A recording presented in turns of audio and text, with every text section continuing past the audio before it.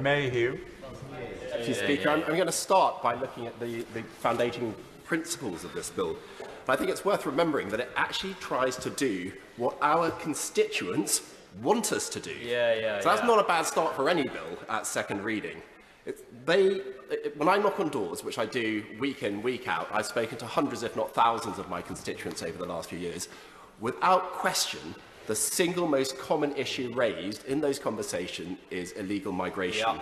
So we, in this place, we owe them an absolute duty to do our very best to deliver on their wishes to produce an effective control to migration and also to illegal migration. And that's what this bill intends to do, to provide an effective deterrent that breaks the business model and will lead to stopping the votes, not by itself. It's not an isolated policy.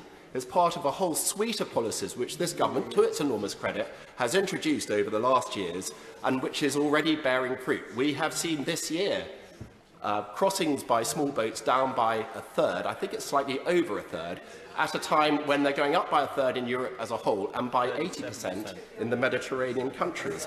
So the schemes which the government has come up with and has already implemented are working. And they include bilateral agreements with countries such as Albania, a dedication of a safe country status, which is not novel to this bill.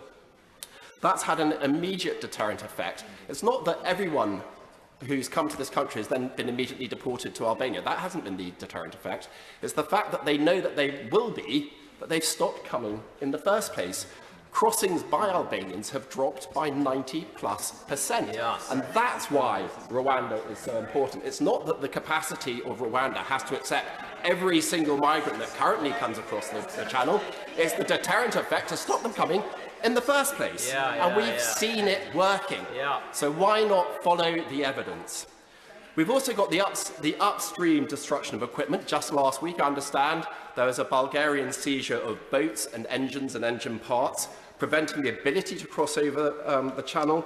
And there's increased cooperation with France, which I wholeheartedly welcome, which has led to increased coastal patrols and an increased interdiction of attempts to cross the channel, although not all of them. There's been a 70% increase of raids on illegal employment in this country, and there's been an enormous increase, which I very much welcome, in the number of claims handlers to speed the process of assessment, bringing down the backlog from 90,000 to below 20,000 now. So the Rwanda scheme, this bill is important, but it's just one tool of many. So let's be clear what the real dispute is in this chamber today. It's not about the intentions on this side of the House. We are united in wanting an effective policy for Rwanda. Where the real dispute is, every single member on this House, on these benches, we are entirely united on that objective. It's how we get there that we're debating. What we see on the other side is we want an effective deterrent. They do not want an effective deterrent. Labour and the Liberal Democrats don't. They want to scrap it, even if the Rwanda policy is demonstrated to be working. They have committed to replacing it. We want flights to take off to Rwanda, as do our constituents. They want to prevent it. We want to restore control over our asylum processes. Labour and the Liberal Democrats say the only policy is to hire more staff. Hire another 100,000. Have safe and legal routes. That was raised, and that is important. I accept that. But that does not answer the question of how many people come over in the safe and legal routes. We can have a process which welcomes everyone, but the United Nations tell us there are 108 million people in the world at the moment who have been displaced by violence from their own country. So safe and legal routes is a great cliche, it's a great strap word, but it does not solve the problem of control of our borders.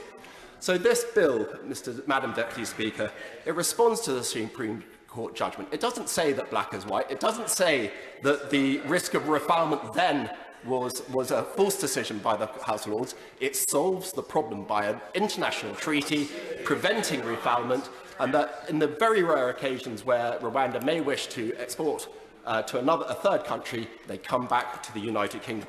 That is sensible. That's not going against the Supreme Court. It is respecting their judgment and solving the problems which the Supreme Court raised, as they said in their judgment. And I wholeheartedly support this second reading.